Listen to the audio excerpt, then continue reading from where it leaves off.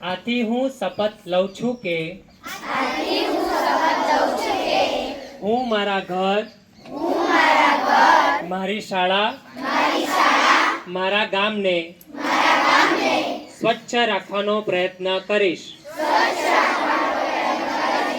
હું મારા વર્ગમાં, મારી શાળામાં કે મારા ગામમાં ગમે ત્યાં કચરો ફેંકીશ નહીં. હું કચરા પેટીનો ઉપયોગ કરીશ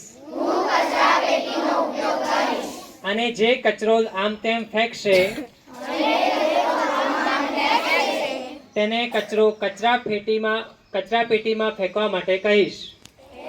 કચરો કચરા પેટીમાં ફેંકવા માટે કહીશ. અને ગામમાં બધાને સ્વચ્છતા વિશે જાગૃત કરીશ.